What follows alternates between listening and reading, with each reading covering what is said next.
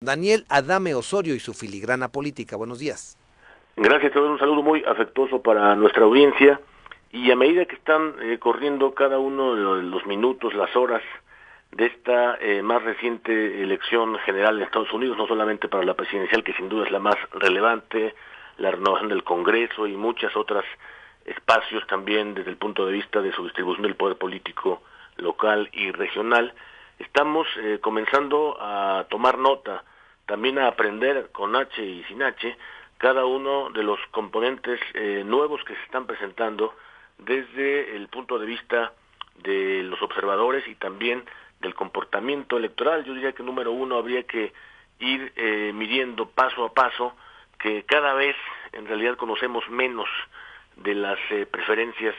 de los ciudadanos en torno a los muy superados ya estados de los espacios políticos de la derecha, de la izquierda, y también de lo que implica la contratación de un servidor público bajo la perspectiva de que sea o bien visto como una representación política que se va a renovar por convicción o por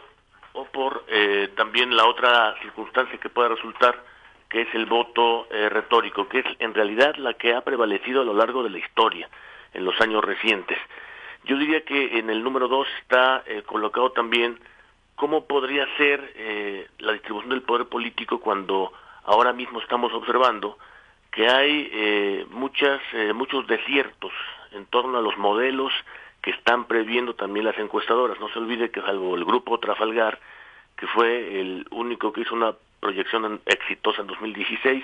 y por cierto en 2020 puso sobre la mesa que sería una elección cerrada, que ese es mi punto número 3, porque las contiendas, es verdad que suelen ser cerradas al final de una competencia política. No se entendería de otro modo que hoy, digamos, en la elección, por lo menos la presidencial estadounidense, no es el caso, porque por una parte sí es verdad que la democracia electoral es incertidumbre, es falta de certeza en cuanto a los resultados, pero sobre todo lo que estamos ahora viviendo es que hay una colocación de lo que algunos llamamos desde la perspectiva política el enfoque de la estructura polar, es decir, que no se pone en consideración bajo un mandato como el del presidente Donald Trump otra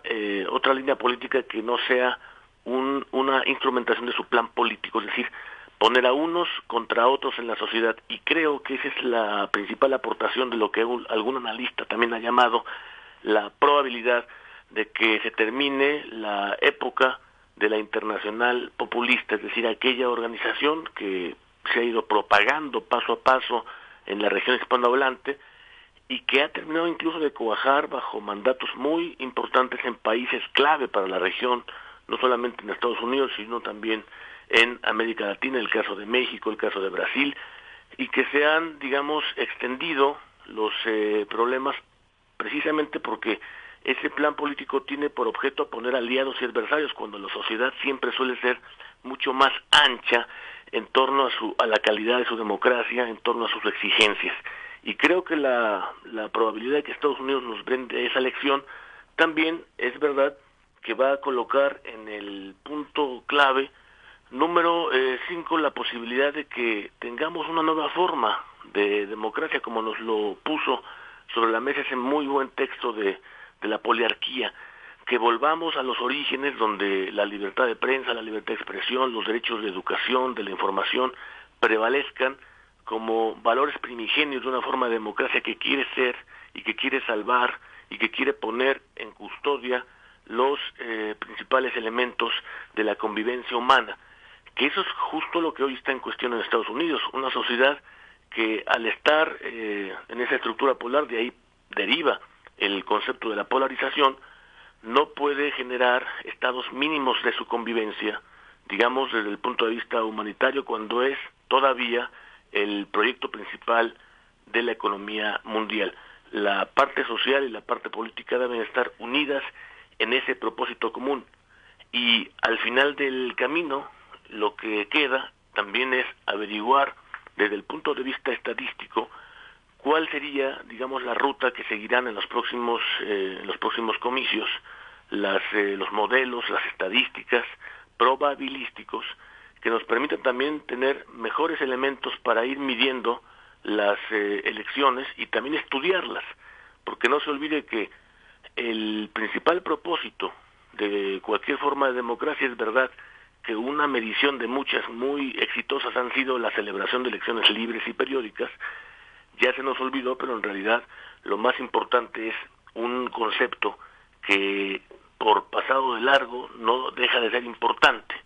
que está en la literatura y también está en la práctica, que toda democracia tiene sentido en la medida en que se convierte, no solamente en su acceso, sino también en su desempeño, en una forma de gobierno en que precisamente la administración, la gestión pública está al servicio de los ciudadanos y no viceversa. Y me parece que también es una de los grandes problemas